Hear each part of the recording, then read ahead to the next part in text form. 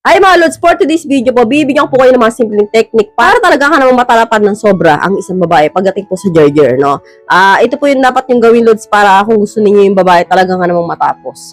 So, proceed na tayo agad sa number 1. Need at least ilang linggo na wala siyang contact sa'yo, no? So, kailangan nyo, Lods, para mas siya at mas excited siya may pag-Jarger sa'yo, no? So, kailangan, Lods, no, at least isang linggo, 2 linggo na wala kayong contact para po sabik na sabik siya sa'yo. So, kasi po pag araw-arawin po ninyo yung babae, Lods, mauumay yan, no? At asahan ninyo pagdating po sa jarjeran ay matamlayan at walang gana. No, kailangan, Lods, no, at least 1 linggo o 2 linggo na wala kayong contact sa isa't isa. Dahil kapag po ganyan, konting himas mo lang sa kanya, hindi na yung mapapakali. So, proceed na tayo agad sa number 2. Lahat kinakalikit mo dapat ng sabay. Ibig sabihin ko dito, Lods, no, kapag po kayo ay nagmumukbang, no, yung dalawang kamay rin ninyo, no, dapat nagme-mekaniko rin doon sa dalawang bundok. No, kailangan, Lods, no, sabay po ninyong ginagawa ninyo yun, no, para po yung talagang babae, talagang namang masiyahan, no? Hindi lang po yung nagbumukbang lang kayo, hindi yung kamay ninyo, wala nang gamit. So, kailangan sabay po yun.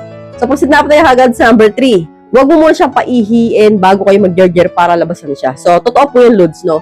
Mas mael po ang isang babaeng hindi umiihi bago mag-jarger. So, baka isipin ninyo ay mapaihi habang kayo ay nag-jargeran o kaya habang minumukbang ninyo, no? Malabo po yun. Kasi po, kami po mga babae, Lods, napipigil po namin niyang ihi, no? Hindi po yun namin sila sabay sa mukbangan.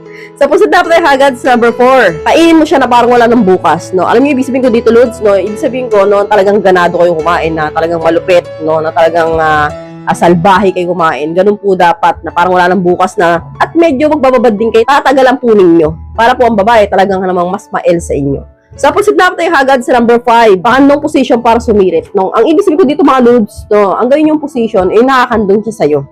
So, magkaharap kayong dalawa, and then kalong-kalong mo siya habang binubuhat-buhat mo. So, yun po yung mga best position para talagang namang ang babae, talagang namang masayahan sa'yo. Hindi na masisiyahan at talagang namang matatapos siya. So, nandito na lang po tayo mga Lods. I hope you learned something in this video. More videos to come. So, stay connected and see you again to my next video. God bless. Bye-bye!